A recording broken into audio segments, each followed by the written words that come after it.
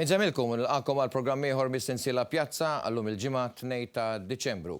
Sinjuri, qabel ma nibda dan il-programm nixtieq li nirringrazzjakom għal fatt li minn riżultati tal-istħarriġ li sar mill-Awtorità tax-Xandir jidher ċar li l-programm tagħna Pjazza huwa fost l-aktar segwit f'din il-faxxa ta' ħin. Huwa evidenti l-lejaltà tagħkom u kif naqat ma' dan l-istazzjon qed taċara li dan l-istazzjon għandu segwaċi lejali bla ebda qis u għaldaqstant min-naħa tiegħi tal-kru kollu li naħdmu madwar dan il-programm nirringrazzjawkom għal appoġġ kostanti tagħkom u nwedukom li nkomplu ntukom programmi ta' kwalità. Nitlu għal dak li għandu xaqsam mal-programm tagħna nibdew bil nitkellmu dwar iż-żjarat illi għamel il-Prim Ministru Joseph Muscat u delegazzjoni tiegħu f'diversi kapitali Ewropej. Żjarat illi ntemmu l-bira fil-għaxija meta ritorna lura Malta minn Budapest, Ungerija, fejn hemmhekk iltaqa' mal-Prim Ministru Viktor Orban. Huma laqat li kienu importanti għaliex itellaw is-siparju fuq il-Presidenza Maltija tal-Unjoni Ewropea li tibda f'Jannar illi ġej, pratikament fi ftit tal-ġimgħa oħra. Biex nitkellmu dwar dan għandi miegħi lid-Deputat Prim Ministru Grech illi akkumpanja lill Prim Ministru matul dawn il-laqat. Insellimlek, Deputat Prim Ministru, din it-tieni darba tiegħek hawnhekk u nilqgħu fostna. Mela kienu laqat f'diversi kapitali Ewropej fosthom Berlin u Pariġi fejn hemmhekk il-Prim Ministru u inti iltqajtu mal-mexxejja ta' dawn iż-żewġ pajjiżi ma jgħusu bħala l-iktar importanti u influenti fl-Unjoni Ewropea. U l-messaġġ kien l-aġenda tal-Presidenza Maltija, però kien hemm ħaġa oħra importanti li dik li l-Presidenza Maltija tipprepara ruħha għall-isfidi li se jkollha. Iktar minn sempliċement sfidi normali ta' presidenza normali, inti għandek sitwazzjoni fl-Ewropa fejn il-backdrop tal-presidenza tagħna ma mifni biex jus li ftit jewis nawru il-proġett Ewropew. Inti għandek il-kwistjoni tal-immigrazzjoni, il-kwistjoni tas-sigurtà, il-kwistjoni ekonomika wkoll, u di ġaber ċertu diviżjonijiet li mhux mill-ewwel jidhru. Il-kwistjoni ekonomika kienet ġaber diviżjoni bejn in-Nord u s-South. Il-kwistjoni tal-immigrazzjoni hemm distak bejn il-pajjiżi, il-membri stati tal-East u għandek il-pajjiżi tal-West. Allura inti għandek affarijiet li qed xi ftit jew wisq inawru l-membru daqsxejn il-bażi Ewropea.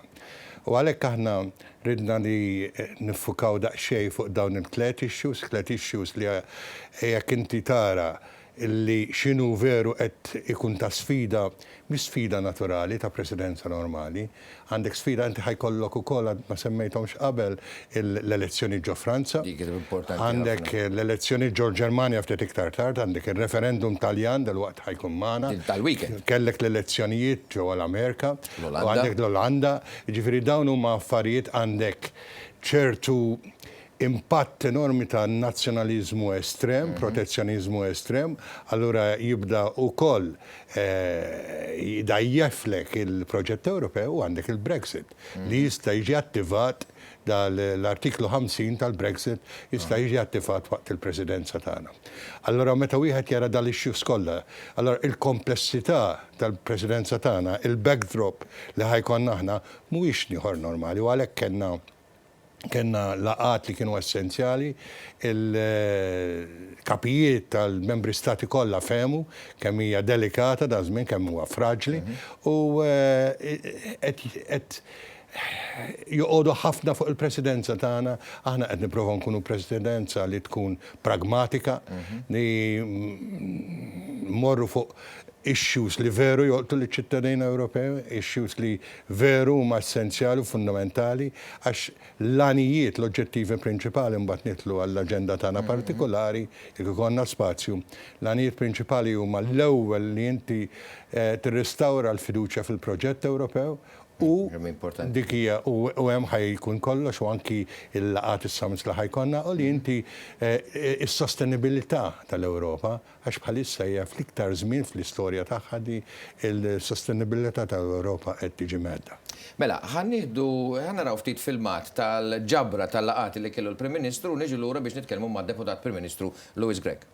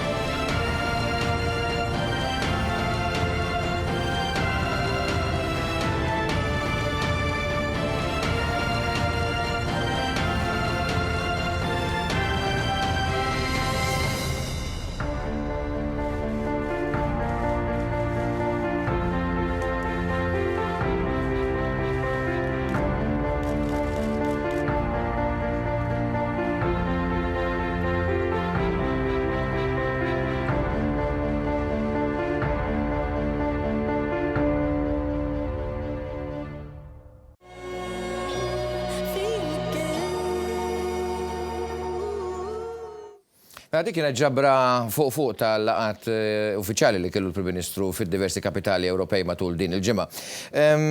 Sur Grech, fil-introduzzjoni tiegħek tkellim dwar din il-fragilità tal-Ewropa, dan il-moment kruċjali li qed ħares lejha.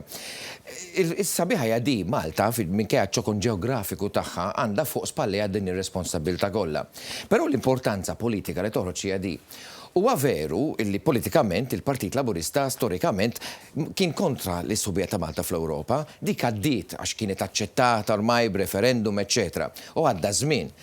U forsi tista' tgħid il-gvern tal-lum huwa fost l-iktar Ewropejisti illi hemm mal-mejda Ewropea.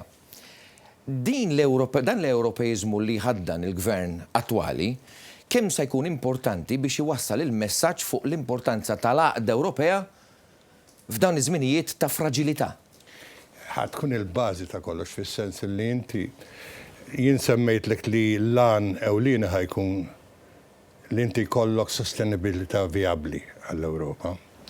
Issa jekk qed temmen fil-proġett Ewropew, mela inti jiddependi minnek ukoll li ħatressaq dawk l-issues li jaqdu mhux li jifirdu. Jiġifieri il-presidenza tagħna tkun presidenza li tnaqqas it-tensjoni. Aħna mhux qed nimmorru biex xi pjan grandjuż, però ħammorru bi pjan li kemm jista' jkun fejn ikun hemm issues li jaqdu jkun hemm element ta' common denominator fost il-27 għax bħalissa qed neskludu l-United Kingdom. Allura inti f'dak il-każ il-fatt li aħna żgħar tista' wkoll tgħinna xi ftit għax ma jkollniex aġenda partikolari. Jekk inti tieħu waħda mill-issues li aħna waħda mill-prijoritajiet tagħna hija il-politika tal-viċinat, neighborhood policy. Meta allura int fejn għandek reġjun li huwa mqalleb għandek l-immigrazzjoni tiddependi minnu, allura meta aħna anki meta tkellimna mal-kapijiet, aħna bdejna nresqu possibiltajiet ta' idejat ta' formoli li jkunu jistgħu jiġu adattati li ftit jowes nippruvaw nsibu il-bilanċ għax hija tkun balancing act il-verità li inti tipprova. Il-balancing act li inti għandek tant għandek idejat diversi bejn tmur in-naħa tal-Polonja għandha mhix sigriet u tmur in-naħa tal-Ungerija fejn tidħol l-immigrazzjoni hija kompletament kontra dak li huwa Grek, dak li huwa Mediterran, dak li huwa Taljan. Jiġifieri inti ħajkollok two polarization. Fatt rajna, l-ħażla tal-Prim Ministru għal dawn iż-żjarat kienu bejn the goodies and the baddies, jisom ta' fl-Ewropa. Le, dak huwa suġġett tgħidulhom goodies and the baddies, imma aħna ridna nġibu kellek distribuzzjoni ġeografika, kellek imbagħad l-impatt ta' minnu b'saħħtu ekonomikament ukoll, u kollok ukoll tal-idea diversi ħanpoġġu hemmhekk. Però da wkoll baqgħna naħseb nagħmlu xi żjarat oħrajn. Ma ġifieri fix-xhur li ġejjin beħsibna nagħmlu xi żjarat oħrajn f'xi kapitali oħrajn fejn nibdew naraw issues li veru ikunu importanti għalina f'dal istadju qabel ma nibdew il-presidenza li ngħidu x'inkunu l-ideat u fejn aħna ħanikkonċentraw fejn ħankunu niffokaw li ma prioritet ħaniffokaw fuqhom. Nieħdu l-feedback tal-kapijiet, tal-membri stati u minn hemm ukoll nibdew nieħdu idea fejn ħajkonna problema mhux ħajkonna problema. Għalhekk ridna mmorru kemm in-naħa tal-Polonja, l-Ungerija, u mbagħad kellek Franza, Skandinavja, allura mbagħad ikollok. Allura inti tipprova tieħu il-bilanċ li qed tipprova ssib bejn diversi idejat u dak qed nippruvaw nagħmlu f'waqt il-Presidenza. Importanti, tħoss l-importanza li l-Maltini kollhom ownership ukoll ta' din il-Presidenza? Le, naħseb li l-Maltina qed nippruvaw nagħtuhom ownership ta' dil-Presidenza u naħseb li fil-verità qed jieħdu ownership ta' dil-Presidenza. Qed nieħdu ownership sempliċement għandek loġistika li hija tremenda, għandek il-loġistika li inti ħajkollok madwar 20,000 delegat, ħajkollok nikkalkulaw mal-1500 ġurnalist, ħajkollok 200 laqa f'Malta, ħajkollok aħna ħankunu qed niċċerjaw xi fuq minn 1000 laqa ġewwa Brussell. Allora inti ħajkollok exposure u ħajkollok organizzazzjoni tremenda tal-loġistika. Allora xi ftit jew wisq ħadkun viżibbli wkoll. Però barra l-viżibilità tal-loġistika u tal-branding li forsi mbagħad ikollna ċans nitkellmu ftit iktar fuq u anki tan-networking li wieħed irid jagħmel, naħdekas inti barra li aħna dorna dak il-seba' kapitali, il-ġimgħa d-dieħla ħajkollok il-presidenti jew viċi presidenti tal-kapijiet politiċi tal-partiti politiċi fil-Parlament Ewropew. Li ġejjin kollha il-ġimgħa d-dieħla ħajindirizzawna ġewwa l-Parlament ukoll. Allora int għandek ħafna xogħol li immedjatament jibda jaqqat il-Presidenza. A proposito tal-loġistika, kollox jinsab lest? Ftit ġimgħat il-bot mill-bidu tal-Presidenza? Għandek ġifieri x-xogħol l-affarijiet fejn ħajsiru l-laqat fil-ġifieri għandek ir-restawr tal-Palas tal-Gran Mastru, għandek is-sala fejn ħajkonna tinsix li Malta ħajkollok 16 il-laqa informali tal-Ministri. Li dini ħatkun il-bażi wkoll ta' ħafna mill-diskussjoni li ħajkun hemm li jiġu ċċerjati minn Ministri Maltin. Għandek il-medja, għandek il-sigurtà, dawn huma kollha affarijiet li jimpattaw fuq il-Presidenza, ma jidrux ma jimpattaw. Dan huwa xogħol enormi li qed isir ukoll u għandna ħafna nies dedikati. U naħseb li aħna preparati.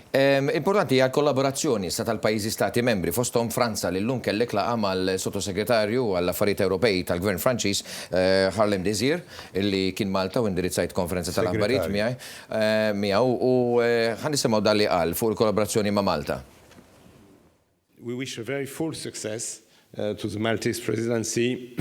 We will be on your side during this very important semester. We will ensure the unity of the 27 member states when dealing with the Brexit. We are waiting for UK to activate Article 50, which will be the confirmation of the decision took by UK citizens to leave the European Union. We will ensure a very strong control of the 27 member states on the Commission during this negotiation. The Commission will represent us, but we will look at the fact that the 27 European member states' interest will be strongly defended in this negotiation. There will be also negotiation regarding the future relationship between UK and European Union, but this will be longer negotiation. And what is important for us is to concentrate on the good functioning of the EU at 27. We are absolutely committed to the European project. We think that we are stronger together to face the challenges of today in terms of security, in terms of relationship with our neighbor in Mediterranean Sea, in terms of support to our economy, in terms of development of our single market, including the digital single market, which is the economy of the future, and in terms also of the blue economy and the exploitation of all the potential of the sea and the Mediterranean, including the environmental dimension. This is something on which France and Malta are very much cooperating, and we are very interested by the fact that for the first time a presidency, the Malta's presidency, puts this issue of the Mediterranean and the maritime economy at the heart of the work of the European Union. Thank you.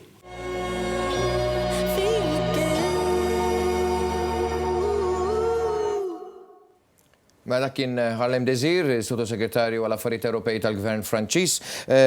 Sur Grech, biex nikkonkludu, l-ewwel ħaġa qed jidher ċar anke l-Gvern Franċiż li huwa influenti wkoll mal-mejda tal-Unjoni Ewropea, qed tifhem, qed jisostni l-kooperazzjoni sħiħa ta' Franza lejn il-Presidenza Maltija u tieni ħaġa biex nikkonkludu fuq dan it-tur importanti fil-kapitali Ewropej, il-Gvern Malti ntlaqa' tajjeb ħafna.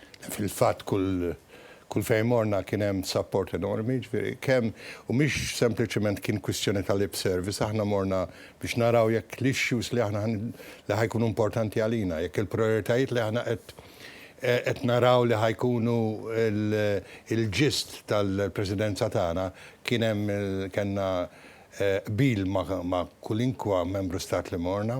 Anki l-approċ tagħna kif aħna nippruvaw napproċċjaw affarijiet sensittivi bħalmija l-immigrazzjoni, issues bħalmija l-ekonomika li hija s-suq waħdini, fejn aħna wkoll nippruvaw għax anti għandek ukoll area tal-ekonomija li aħna nridu nindirizzaw fejn kellek il-kwistjoni marittima li mhux daqshekk kienu kontroversjali, imma anti għandek l-immigrazzjoni u s-sigurtà l-iktar li jkunu għax għandek external borders, għandek diversi issues. Kollox allaċċat miegħu. U allaċċjat ukoll minn sempliċement allaċċat mal-membri stati, allaċċat mal-ċittadin dirett. L-iktar ħaġa li qed taffettwa li ċittadini dirett għalihom hija l-immigrazzjoni u s-sigurtà barra l-ekonomija. Sarħan il-moħħ fuq kollox.